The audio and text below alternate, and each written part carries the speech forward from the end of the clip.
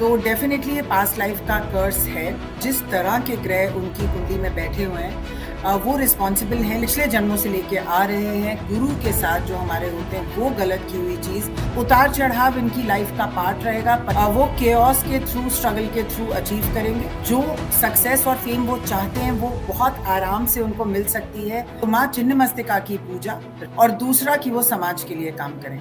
अगर वो ये समझ जाएं कि मेरे को बस ये सारे काम जो है वो नहीं करने, लेकिन कहीं ना कहीं उनके प्लैनेट्स भी ऐसे हैं कि सही गलत का बहुत ज्यादा फर्क, बहुत रैडिकल पर्सनालिटी है फेम के लिए, सक्सेस के लिए और समाज सेवा के लिए। लेकिन मई के बाद things can change. Spiritual Guru doctor मनमीत कुमार हमारे साथ हैं। मनमीत जी, आपका बहुत बहुत स्वागत है रिपोर्टर जी पर। सबसे पहले एल्विश मामले को तो आप जान ही रही होंगी, पूरी तरह से देश भर में इस पूरे मामले की चर्चा है।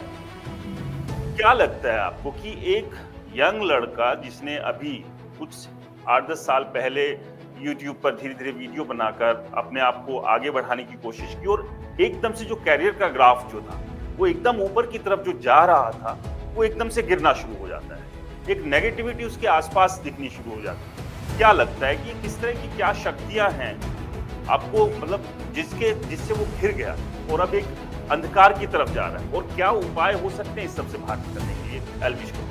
जी मनमीत राज जी, कुंडली विश्लेषण तो बहुत किया गया है एल्विश का, और काफ़ी क्लियर है कि जब ग्रह का गोचर होता है और जिस तरह के ग्रह उनकी कुंडली में बैठे हुए हैं वो रिस्पॉन्सिबल हैं। लेकिन आज मैं एक अलग बात करना चाहती हूँ, और वो ये है कि हम बहुत सारी ऐसी चीज़ें अपनी पास्ट लाइफ से लेके आते हैं।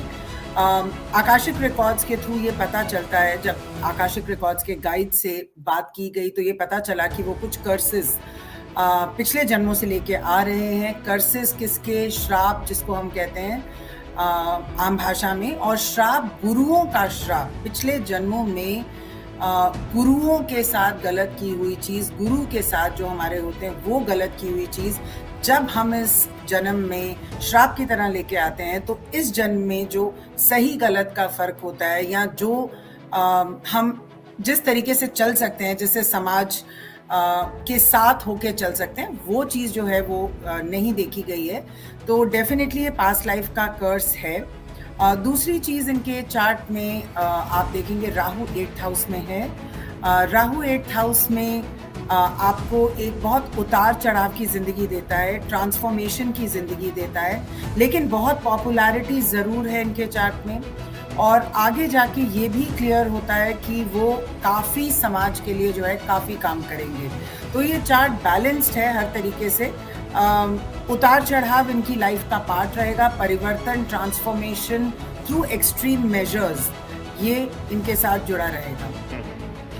तो क्या उपाय क्या देखते हैं इस तरह की परिस्थितियों में कि चलिए ठीक है, ये तो पूर्व जन्म के कुछ श्राप थे, या पूर्व जन्म में आपने कुछ ऐसा किया जिसकी का भुगत आप इस जन्म में रहेंगे, कि वो पीछे क्या हुआ ना पता है, ना आप उसको अब बदल सकते हैं। लेकिन अब इस जन्म में उस पुराने पापों को या उस पुराने श्राप को किस तरह से उससे पीछा छुड़ाया जा सकता है? या एल्विश इससे पीछा छूट भी पाएगा? बिल्कुल छूट पाएगा राज जी। 3 तरह के कर्म होते हैं। एक वो जो बिल्कुल नहीं बदले जा सकते, एक वो जो बहुत साधना के बाद बदले जा सकते हैं, और एक वो जो थोड़ी आसानी से बदले जा सकते हैं। ये तो बिना उनका आकाशिक रिकॉर्ड्स के नहीं बताया जा सकता कि उनका इस समय जेल में होना किस कर्म में, किस कैटेगरी में फॉल करता है। लेकिन 2 चीज़ें यहाँ पे बचा सकती हैं।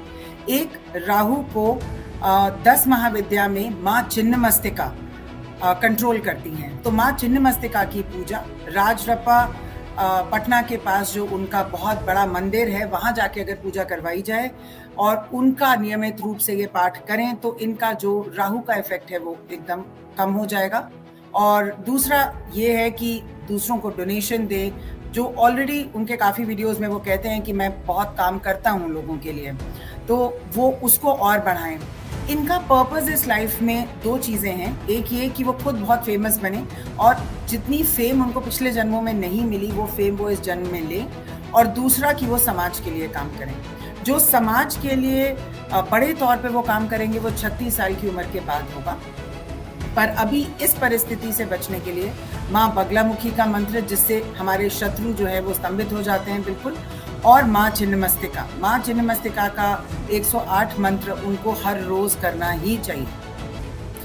राजी, ये हमारी चॉइसेस हैं। जब उनको पता चल चुका है आज की डेट में कि जो उन्होंने किया है उसकी वजह से एक नेगेटिव इफेक्ट आया है, तो मुझे नहीं लगता कि वो ये नेगेटिविटी को कंटिन्यू करना चाहेंगे। वो डेफिनेटली फेमस होना चाहते हैं, आगे बढ़ना चाहते हैं, और उनके अंदर, हम सब के अंदर एक अच्छा तत्व होता है।